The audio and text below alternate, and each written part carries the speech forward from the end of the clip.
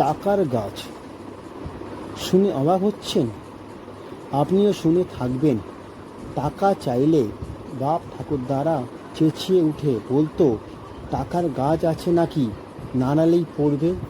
আগে বুঝতে পারতাম না টাকার গাছ বলে কিছু হয় কি না।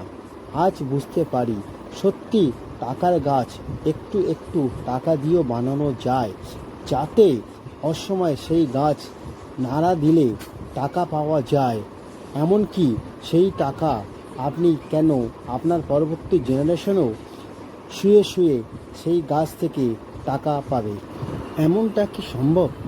আগে হ্যাঁ, মিউচুয়াল ফান্ডের মাধ্যমে সেই ব্যবস্থা করা যায়। প্রথমে আপনি মিউচুয়াল ফান্ডের এসআইপির মাধ্যমে সেই গাছ বানান, তারপর এসডাব্লিউপির মাধ্যমে নাড়া দিতে থাকুন, তারপর দেখুন ম্যাজিক।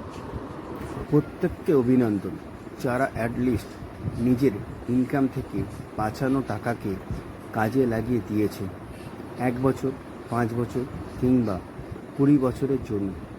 বাট কোথায় কাজে লাগিয়েছেন? ব্যাংকেতে, পোস্ট অফিসে নাকি এলআইসিতে? আপনার টাকা কি ইনফ্লেশনকে বিট করে টাকা ইনকাম করতে পারছে? ইনফ্লেশন কি জানেন তো? আজ 100 টাকা দিয়ে কোনো জিনিস কিনলেন, নেক্সট ইয়ার তার দাম 107 টাকা। এই 7 টাকা difference, this is call inflation. যদি আপনাকে কেউ বলে কম মাইনেতে কাজ করবেন না বেশি মাইনেতে, আপনি অবশ্যই বলবেন বেশি মাইনেতে।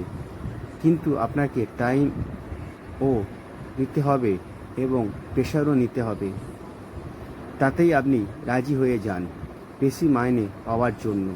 তাহলে আপনার টাকাকে কম মাইনেতে বা ইন্টারেস্টে কাজ করাচ্ছেন কেন? আপনি জানেন, আপনি শুধু একা কাজ করলে বর্তমানে কোনোভাবে চালিয়ে নিয়ে যাবেন, মানে সংসার খরচ, পড়াশোনার খরচ, পরিবারের অসুখ বিসুখের খরচ। বাট ভবিষ্যতে কি হবে নাকি ভেবেই নিয়েছেন বর্তমানে বাঁচবেন আর ভবিষ্যতে থাকবেন না?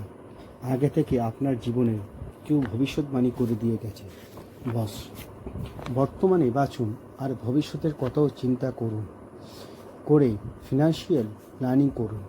শুধু ধনী লোকেরা এটা করে না তাই নয়, এটা সবাইকে করতে হবে, না হলে ভবিষ্যতে সিকিউর হবেন না। প্রতিদিন আপনাকে ভাবাবে, রাতে দুশ্চিন্তায় ঠিকভাবে ঘুমাতে পারবেন না।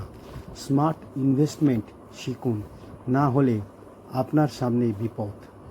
যদি স্মার্ট ইনভেস্টমেন্ট শিখে নেন আর প্রতি মাসে 1000 থেকে 2000 টাকা করে জমাতে থাকেন, জানেন 20-30 বছর পর কত টাকা আপনার অ্যাকাউন্টে হতে পারে? কোটি টাকাও স্বপ্ন পূরণ হয়ে